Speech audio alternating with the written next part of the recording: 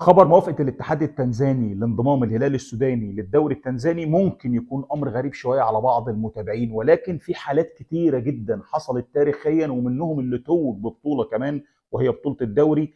حصلت قبل كده في العديد من البلدان. يمكن المغرب التطواني مثلا، الفريق المغربي بطل الدوري المغربي موسم 2011 2012 2013 2014، يعني مرتين بطل الدوري المغربي. قبل كده شارك في الليجا الإسبانية. في الليجا الاسبانيه في مطلع الخمسينات، في وقت كان بيسمح للانديه المغربيه انها تلعب في الدرجات الادنى في اسبانيا وبعد كده تصعد. يمكن كمان دلوقتي في الدرجه الثانيه الاسبانيه، الليجا الاسبانيه 2، في نادي اندورا. ونادي اندورا اف سي ده هو يخص دوله اندورا. ودوله اندورا دي انتوا عارفين انها دوله صغيره بتشارك في تصفيات بطوله اليورو وكاس العالم، ودوله يعني ملهاش باع كبير. فعشان كده النادي منقوص للتنافسيه، فبيلعب في الدرجات الاسبانيه الادنى. وده يمكن بدا من سنه 1948، والنادي ده تاسس سنه 1942.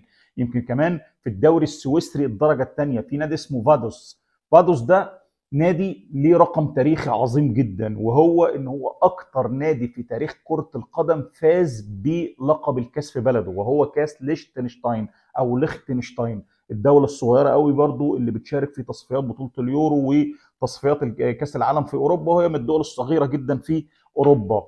نادي فادوس ده فاز بلقب الكاس في ليشتنشتاين او ليختنشتاين 49 مره. هو ده الرقم الاكبر في تاريخ كره القدم بالنسبه لبطوله الكاس في اي دوله في العالم. هو بيتصدر القائمه دي. النادي ده بالمناسبه في الدرجه الثانيه السويسريه فاز بلقب الدرجه الثانيه السويسريه 3 مرات، ولعب في الدرجه الاولى، وكمان جه كوصيف 3 مرات. طيب في انديه اهوت قلناها او اسامي انديه لعبت في دوريات اخرى وهي مش من نفس البلد، زي ضربنا امثله بدوله اندورا وليختنشتاين وكمان المغرب، وفي امثله كثيره جدا جدا يعني لو قعدنا نعد مش هنخلص. طيب هل في واحد من الانديه ديت قدر ان هو يفوز بلقب في الدوري اللي بيشارك فيه وهو مش في بلده؟ اه، ده حصل بالفعل.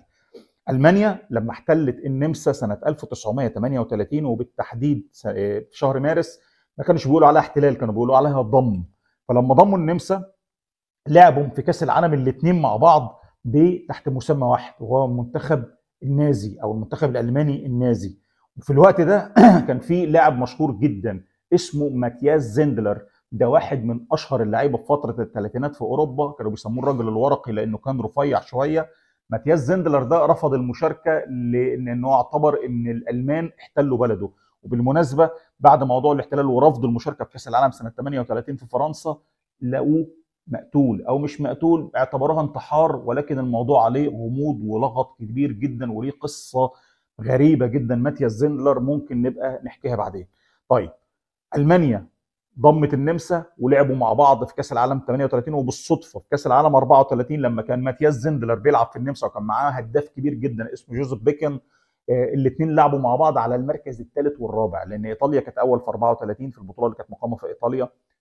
في المركز الثاني جت تشيكوسلوفاكيا، في المركز الثالث جت المانيا، وفي الرابع النمسا، وكان بيقودهم مدير فني كبير جدا ده ليه باع كبير جدا في تاريخ كرة القدم من خلال الخطط ووضع الخطط وتغيير خطط او شكل كرة القدم، اسمه هوجو ميسل. طيب بعد ما المانيا احتلت النمسا، حصل هنا ان ضموا من الانديه النمساويه انها تلعب في البطوله الالمانيه.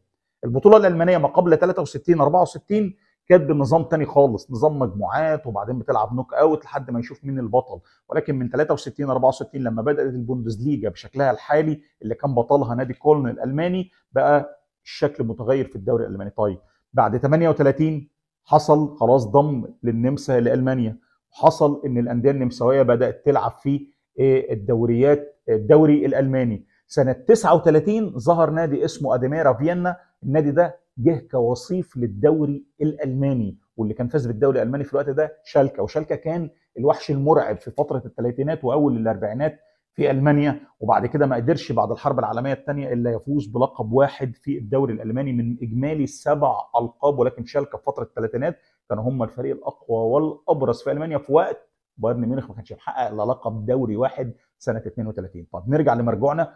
39 اديميرا فيينا جه كوصيف. طيب سنه 41 بقى حصلت اللقطه، وبالتحديد يوم 22 6 سنه 1941.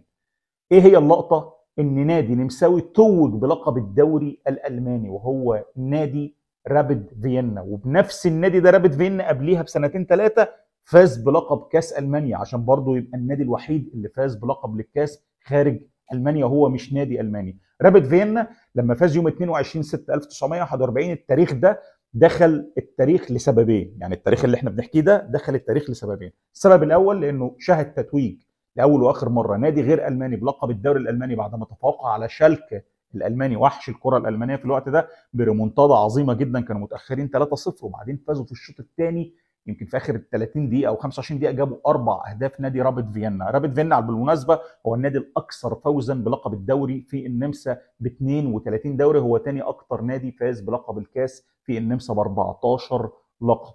طيب رابد فيينا احنا قلنا التاريخ دخل التاريخ نفسه دخل التاريخ مرتين، مره عشان شهد تتويج نادي نمساوي بالدوري الالماني، والمره الثانيه لان كان في اليوم ده 22 6 1941 بدايه عمليه الغزو الالماني للاتحاد السوفيتي في عمليه سمت بارباروسا، وكانت يعني قصه كبيره جدا جدا. طيب هنا اتكلمنا خلاص عن رابد فيينا.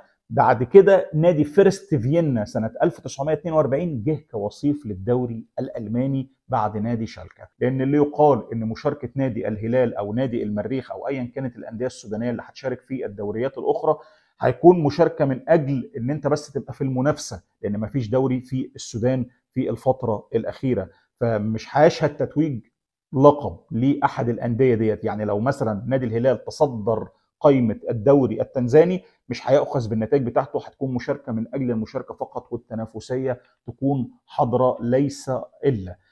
دي بعض الحاجات اللي اتكلمنا عنها من خلال أندية شاركت في دوريات أخرى وما زالت لحد دلوقتي الأمر ده بيتم، ولو قعدنا نضرب الأمثلة مش هننتهي، لأن في أمثلة كتيرة جدا جدا لأندية شاركت في دوريات أخرى ما تخصهاش ولكن بسبب ظروف معينة. يعني مثلا النادي اللي أنا حكيت عنه نادي فادوش ده ليه كمان لحد دلوقتي لسه بيشارك في الدرجة الثانية، أو نادي فادوس ليه بيشارك في الدرجة الثانية السويسرية؟ لأن باختصار، ودي معلومة غريبة جدا، مفيش دوري في ليختنشتاين، عندهم كاس بس، اللي هو النادي ده فاز ب 49 مرة كأكثر نادي في تاريخ كرة القدم حقق لقب الكاس في دولته. فما فيش دوري، الدوري بس في ليختنشتاين اتلعب في فتره الثلاثينات، وبعد فتره الثلاثينات اصبح ما فيش دوري. فالنادي يعمل ايه؟ مش هيقعد يلعب طول الموسم في بطوله الكاس فقط، فبدا يشارك في الدرجات الادنى في اسبانيا، في سويسرا من سنه 48، ونادي اندورا بدا يشارك هو كمان في الدرجات الادنى في اسبانيا من سنه 48، وهو تاسس سنه 1942. ان شاء الله يكون الخير جاي لكل حبايبنا في كل الدول العربيه، وان شاء الله كل الظروف الصعبه تعدي على خير باذن الله تعالى، وان شاء الله نكون دايما متواصلين مع بعض على خير. السلام عليكم.